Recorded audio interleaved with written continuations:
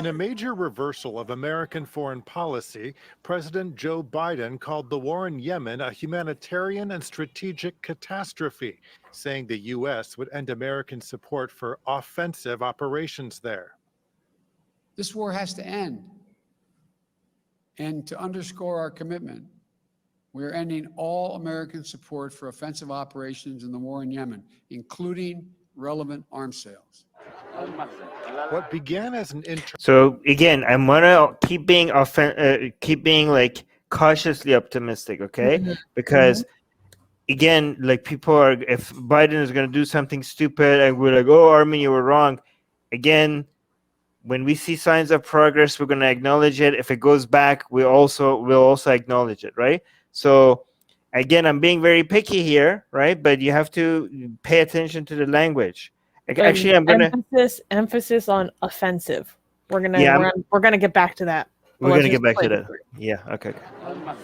What began as an internal struggle turned into a regional proxy war in 2015, when a Saudi-led coalition began an offensive against a Yemeni Houthi faction backed by Iran.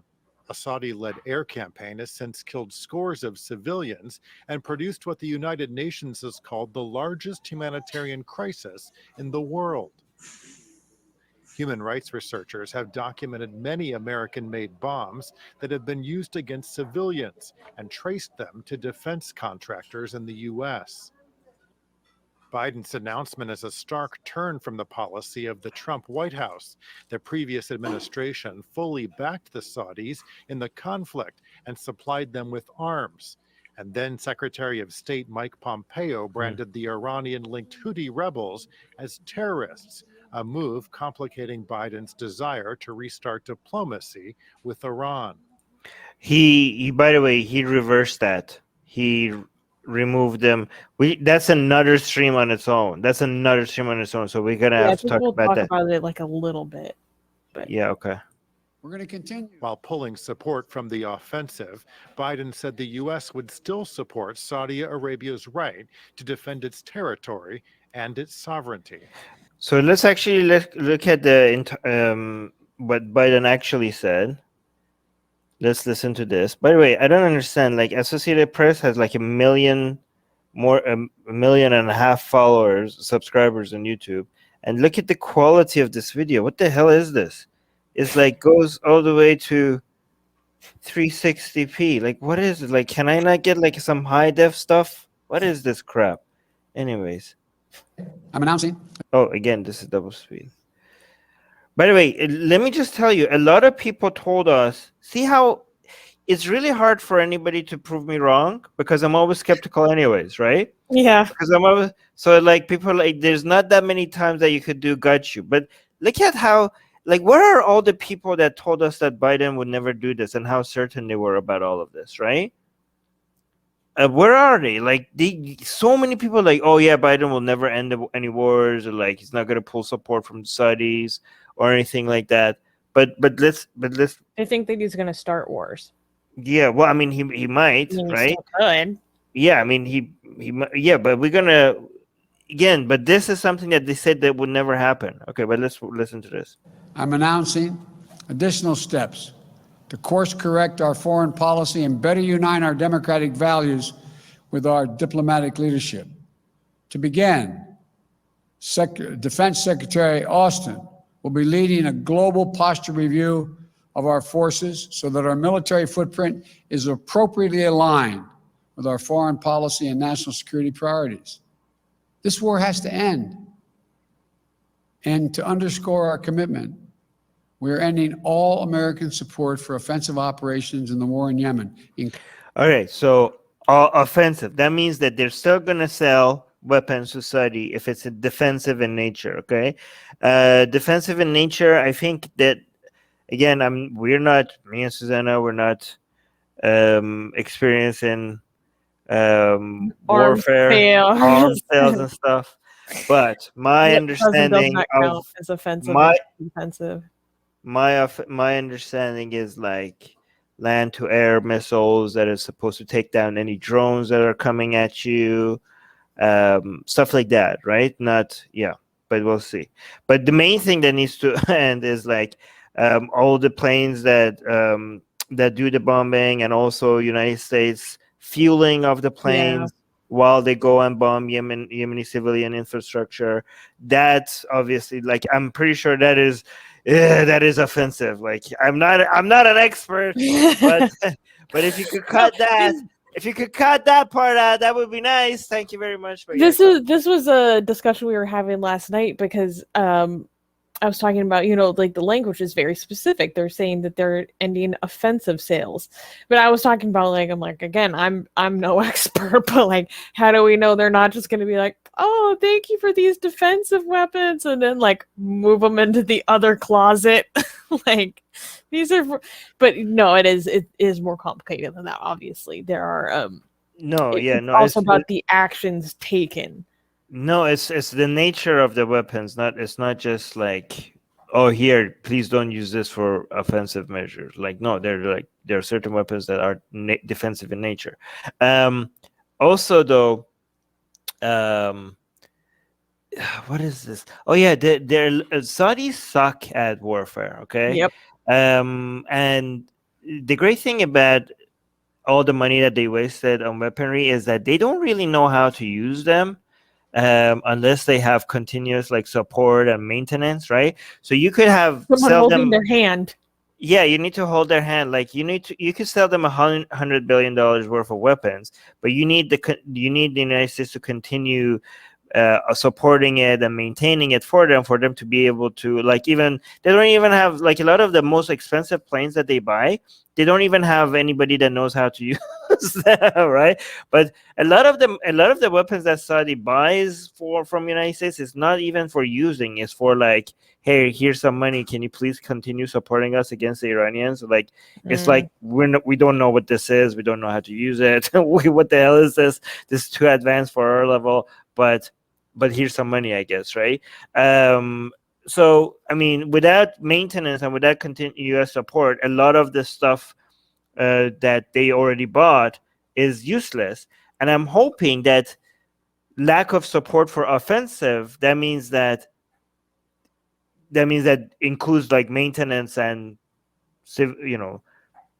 technical support and everything alike, right?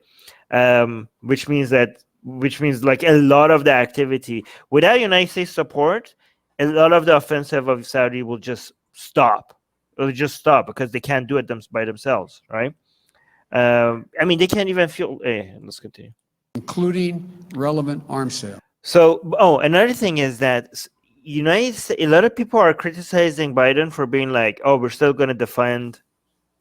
We're still going to make sure that we defend Saudi Arabia against Iran, right? Like, if there's any offensive from Iran, United States is still going to support Saudi Arabia. People are like, what? I mean, and these are people who have no idea about, like, do you really think like that would stop? Like, how, like, this shows how out of touch they are with world politics to think like Biden could come in and say like, oh yeah, by the way, if Iran attacks you, we're just going to stand by and do nothing.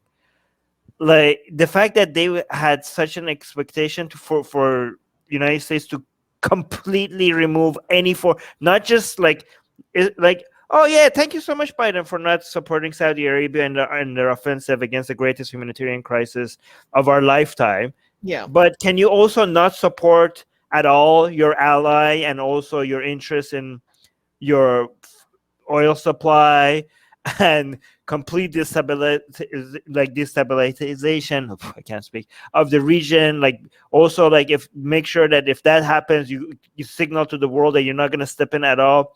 Like, can you also do that? Like, the fact that some people think that the United States should go all the way to that, it shows how unrealistic they are about what is even possible, right? This had to come. Like, this is when you know that Biden understands diplomacy. This is actually one of Biden's. I'm pretty sure, like, when it comes to talking about Islam, he's gonna suck. When it comes to talking about woke stuff, he's gonna suck. Yeah. But international politics, I don't know. Like, this is one thing that Biden is very experienced in. I don't know if his old age is gonna make it less compared to before, because he knows how this stuff works, right? So even if he was on the wrong side before, he could make that work. But if he's on the right side now because of the influence of the progressives, or because of being anti-Trump and looking like reverse, like reversing everything that Trump did, whatever that is, if he wants to get it done, he knows how to get it done, right? And his administration also knows how to get it done. And I also like the fact that a lot of the people that he puts in power right now is based on utility rather than signaling. Like, I know from when it comes to internal politics, a lot of the people who are being chosen are also a little bit like identity politics and stuff. But when it comes to international politics, it's not like he's doing even better than Obama, right? Like, Obama put Clinton in charge just to send a signal, just to do some symbolic, this is symbolic move from Obama to like show some friendships or some allegiance. But right now, Biden is only picking them based on really experience and ties, connections that they have, right? So it's moving in the right direction. I'm really happy so far. But people have to understand that for him to come and say that he's not going to support the war in Yemen, not going to support Saudi Arabia, he has to also come and say that, yes, we're still going to be there for you if Iran attacks you. We're still going to defend you against Iran. Like, he cannot, if he doesn't say that, that's going to be like a major red flag. Yeah, but let's continue. What, you going to say something? Oh, I was reading a bunch of articles about this, and I thought this quote from an article in The Guardian summarized a lot of what you were saying very well. So William Hartung, the director of the Arms and Security Programs at the Center for International Policy, welcomed Biden's move, but he added the devil will be in the details. To be effective, the new policy should stop all arms sales to Saudi Arabia and the United Arab Emirates, both proposed and in the pipeline, including maintenance and logistical support, increase humanitarian aid to Yemen, and reverse the designation of the Houthis as a foreign terrorist organization, which severely undermines the ability of aid groups, and press Saudi Arabia and the UAE to commence a ceasefire and negotiate in good faith for an inclusive peace agreement. So I thought that was very well put, because it's not as simple as just ending offensive sales. We also have to say, we're not going to maintain your offensive weapons. Maybe wow. we're not gonna. I mean, so that wasn't someone in his cabinet who said that. This isn't an analyst, basically. But we can't be involved in still making those same gears turn in the same way. And he also touched on the designation of the Houthis, which was since reversed after this was written. We need to talk, but let me play this video in full before we get to the Houthis. Music Guy is asking a question. I'm not even sure if we get oil from Saudi anymore. Thought we were almost independent. Okay, Music Guy, it does, like, it doesn't really. It's supply and demand. If you remove the supply, even if you're not getting oil from Saudis, first of all, you are. It's like think about it like a pool, like a market with like people just add stuff to it and you take stuff out of it, right? So even if United States is becoming more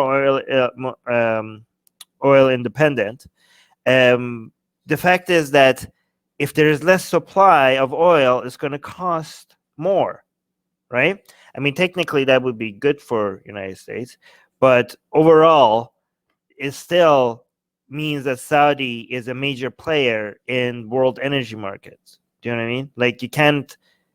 They're still a major player. Right? I'm hoping they're less of a player than they used to be, and going forward, it looks like they're going to be less and less. Oh my God, I can't wait! I can't wait for renewable energies to make Saudi's political power irrelevant. Also, and it's Iran. It's going to be a vacuum, though. It's going to crumble. It's going to be.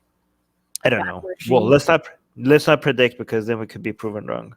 It's just, but like I'm so up to, I can't wait. But again, even if United States is now making a lot of oil, even Saudi Arabia is still a major player. You cannot just like ignore them, right? All right, let's continue. Let's finish this video first before we get to Houthis and other stuff. At the same time, Saudi Arabia faces missile attacks, UAV strikes, and other threats from Iranian-supplied forces in multiple countries. We're going to continue to support and help Saudi Arabia defend its sovereignty and its territorial integrity and its people. I'm approving an executive order to begin the hard work of restoring our refugee admissions program to help meet the unprecedented global need. It's going to take time to rebuild what has been so badly damaged, but that's precisely what we're going to do. This executive order will position us to be able to raise the refugee admissions back up to 125,000 persons for the first full fiscal year of the Biden-Harris administration. And I'm directing the State Department to consult with Congress about making a down payment on that commitment as soon as possible. And also subscribe to our newsletter, because if we get removed from all these platforms, at least we could reach out to you. And guys, by the way, if you subscribe to our newsletter, you get a free copy of Why There's No... Where's your copy, Susanna? Get it. We're doing promotion. You get a free... It's not even promotion, it's free. Okay, so if you subscribe to our newsletter, link in the description, you get a free copy of Why There's No God. Come on, like, I'm handing it out for free. Okay, it's a bestseller on Amazon, and you get it for free. So subscribe to our newsletter, and you get a free copy of Why There's No God sent to you. Link in the description.